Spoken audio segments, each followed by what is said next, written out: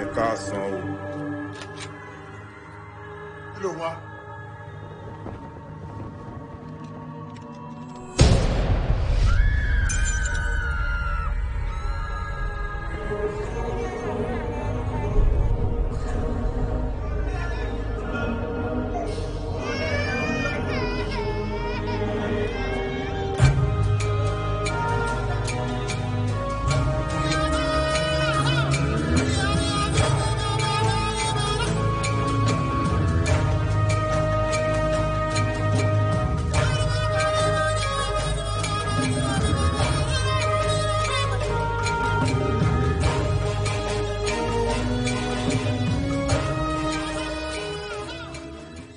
The gritty criminal drama follows Obalola, Ify, and Gift, three pals, as they make their way through the streets of Isale Eko, which are overrun with warring gangs with connections to powerful government figures.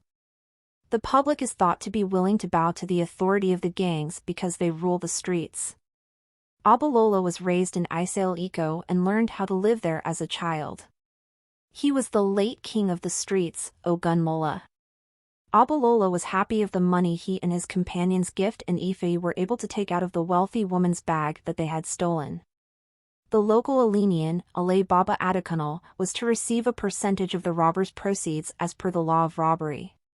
He was in charge of neighborhood politics and was the owner of the people, but he had just lately made the decision to retire. Akinwale, one of his goons, was to take his position, according to him. Baba was certain that Akinwale shouldn't resign, despite his desire to do so. For a guy of the streets, a political career is the logical next step, and Baba urged Akinwale to follow suit. Akinwale was unable to object to the Alenian's choice.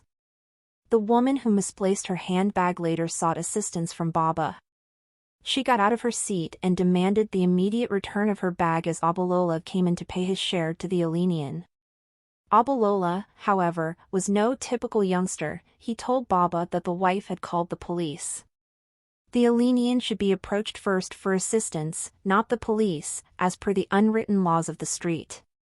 Obalola's mental clarity really astonished Akinwale, and the young man instantly understood that he was destined for greatness.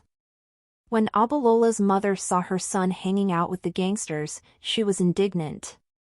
She was not prepared to lose her son in a gang conflict after her husband was fatally shot by his adversaries. Obalola, however, made the choice to stick with Akinwale and his soldiers. Being a gangster gave him a sense of pride and respect. As he knocked on Akinwale's door, the latter quickly took Obalola under his wing. Akinwale alias Nino adopted Obalola and carried him wherever he went. Obalola first got to know Lagos's political patriarch Oregon. Working for him and looking after those who didn't back him were Nino and Kazeem. Despite being a criminal, Nino had a good heart. He had a heart for the common people and did everything in his power to help them. Obalola admired his father, and Nino was the one who instilled in him the value of education. Obalola should seek a career instead of becoming a thug like him, according to Nino. Yet shortly after Nino was killed in the street, Obalola's goal was crushed. Nino and a mobster named London got into a fight. He had a reputation for smuggling individuals, and Nino had asked him to release one of the girls he had unjustly held captive. He was killed the following day in broad daylight. Almost 100 individuals killed in a gang war that started after Nino's death.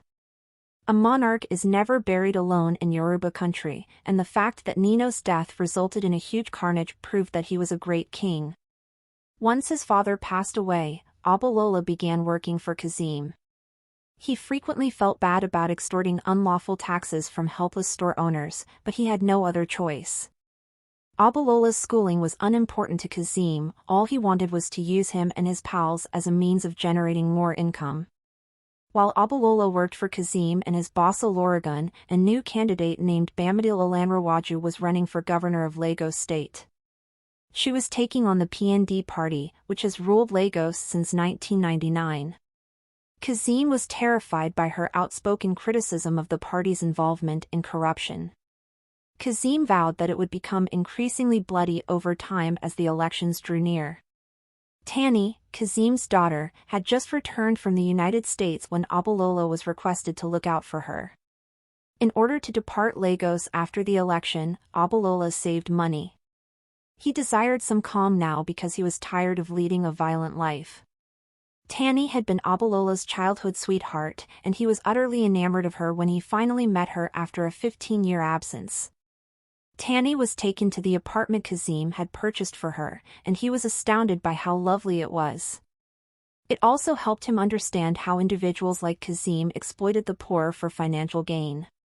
He purchased an apartment big enough to house 30 individuals in need. He had grown tired of Kazeem and Tanny's exploitation of others and their haughty attitude toward their wealth. Later, after understanding how callous she had been all along, Tanny apologized. While Kazeem was making love to Tanny, Panama, Ify, his best buddy, was in danger. When Kazeem entered a barbershop and killed Tajudeen, also known as London, for supporting Bamidil Olanrawaju, Panama had been with him. Later, because he could tie them to the murder, Kazeem urged Panama to kill the barber.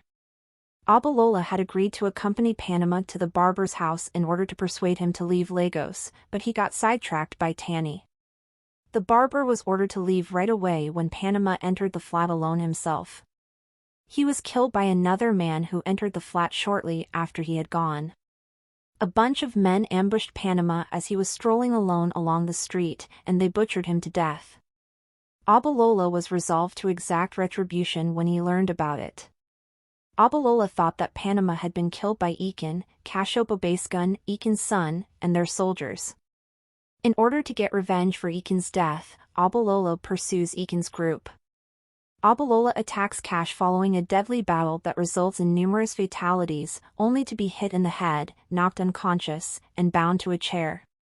When he awakens, Ekin welcomes him and urges him to calm down. Obalola, however, mocks him for betraying Ify and killing him. Cash and Ekin denied killing Panama. Obalola had little regard for them because they joined London's group after Nino's passing. Then Ekin reminded Oba that the Alenian, Kazeem, who had dispatched Panama to kill the barber, was responsible for London's death. Ekin talked about the matter with Olorigun after learning about the barber and requested that he approve Kazeem's execution.